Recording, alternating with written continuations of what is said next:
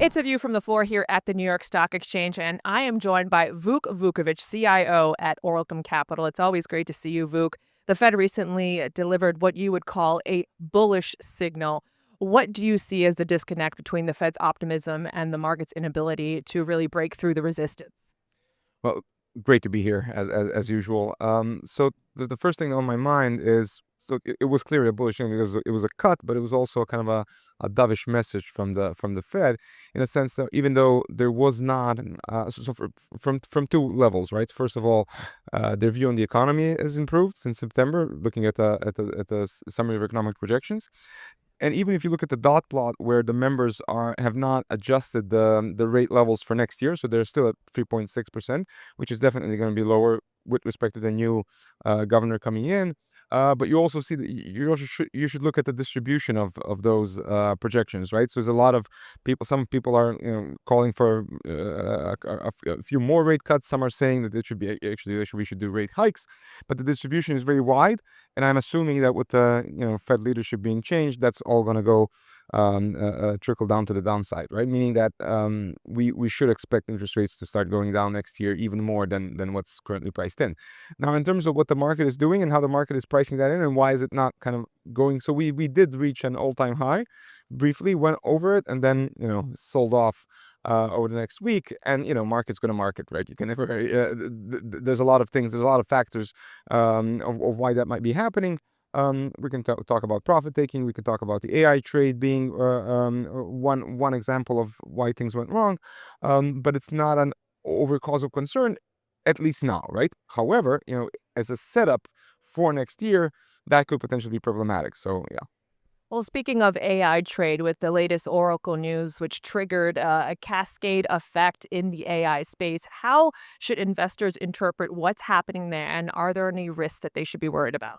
I think absolutely, right? So first of all, the reason this is happening because what you see now are so many companies that are kind of intertwined together. So it's like a network, right? You can picture a network of all these companies from OpenAI and being backed by Microsoft to Nvidia to AMD to Oracle to a bunch of others, and then a stress in one of these companies, and this is a classic network cascade effect, right? Whenever you have a very strong network, one part of that network, especially if it's an important part of the network, which Oracle clearly is, if it's showing problems like they did with the earnings report, like the fact that investors are now seeing that Oracle is too invested in the whole OpenAI story, with the data centers, there was a news of the data center buildings being prolonged. We'll see. I mean, they've said this is not true. However, the thing is, whenever you see that kind of effect, you get one important part of the network starts exhibiting problems. You have a network cascade effect that's trying to trickles down to everyone else, and you saw this for the whole AI trade, right?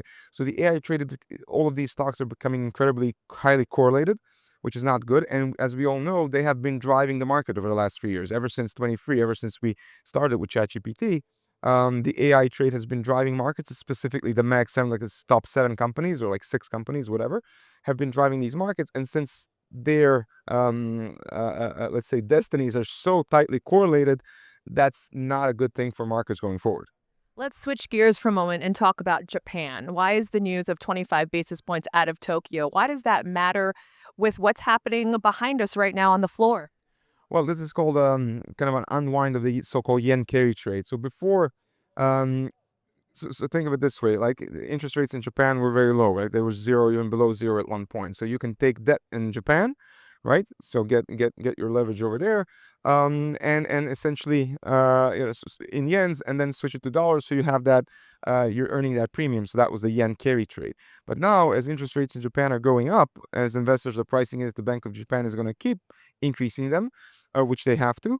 You have to sell those positions. You have to pay off those debts because the rates are not going up, and that means that you need to sell the positions that you took on because of the situation when you were buying rates. This was a particularly big problem in August last year when Japan first started doing that, and then we had that like 5% sell off overnight on a Monday, August 5th, I think it was the date.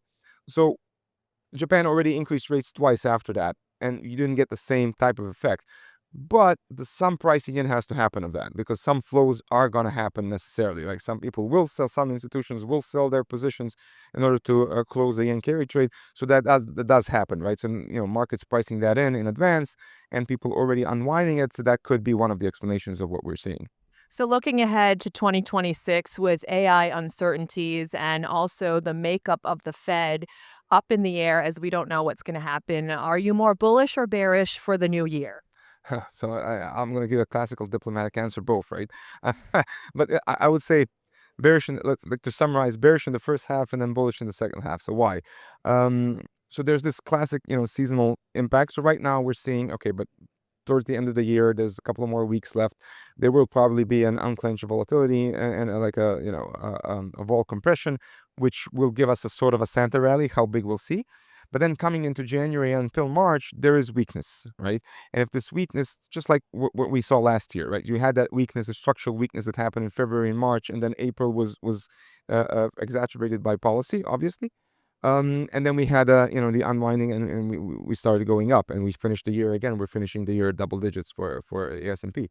I could see, well, obviously it's not going to be the same year, but it could be something similar in a sense that we could see some weakness in the first half, first quarter, first half of the year, and then after that passes, with the new Fed chairman coming in May, June, with the stimulus happening and before the midterms, I would expect the markets to start going up again. Right. Vuk, insightful as always. Thank you so much for joining us. That was a pleasure. Thank you for inviting me.